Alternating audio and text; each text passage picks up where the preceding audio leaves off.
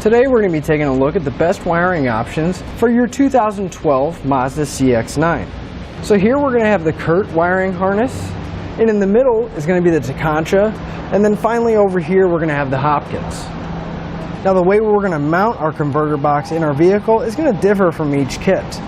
Now with our Curt here, they do provide us with some double-sided foam tape, so we're going to need to find a flat surface that we can mount this to.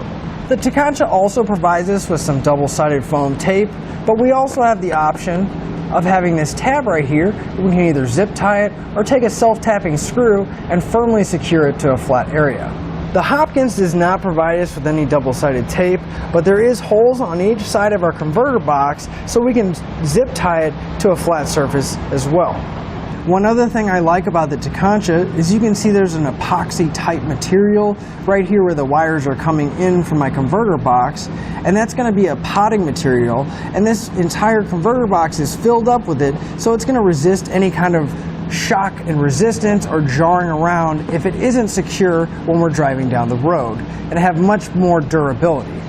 One thing I really like about the Hopkins kit here is that most of our connections are already made. Yes, we are still going to have to plug in our connectors, but our butt connectors are pre-installed on our charge wire, as well as the fuse holder, and the fuse is already in place as well. Another nice feature of the Hopkins is they do provide you with a small amount of dielectric grease. That way once you put your connections together, you don't have to worry about moisture buildup or any corrosion.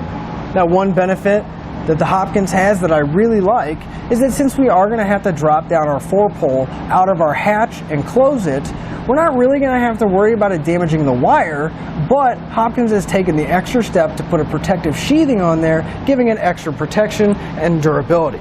One benefit that Curt has that I like is since we are going to have to run a wire to our battery and the wiring is going to stay on the inside, we are going to have to go from the inside to the outside of the vehicle. Now they did provide us with some silicone, so once we find a grommet that we can go through, we can seal it back up.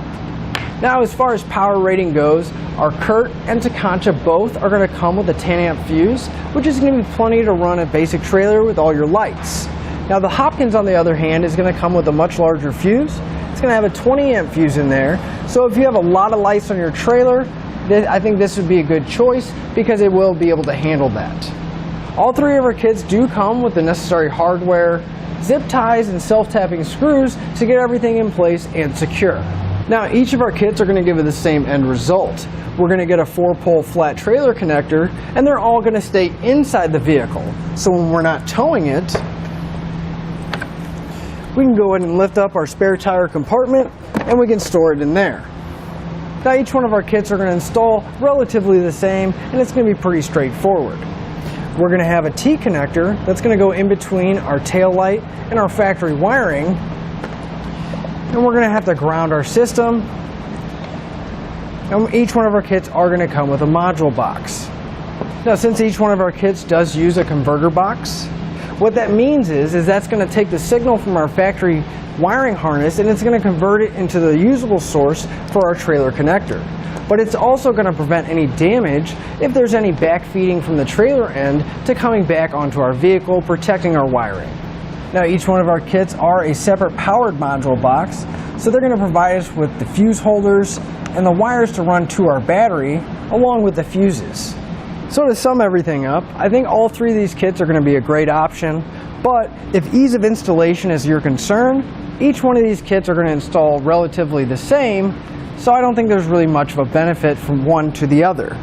Now if durability is your main concern, I think the Tekonsha is going to take it here purely because of the potting material that's in the converter box being able to withstand all the jarring and bumpy roads that you may go down. If power rating is your main concern, I think the Hopkins is going to take it here purely because they do provide you with that 20 amp fuse, which means that you're going to be able to have a lot more lights on your trailer and be able to handle that load.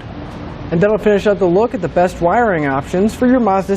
Thanks for watching, and click the link in our description below to shop, learn more, or visit us at etrailer.com. And leave us a comment if you have any questions.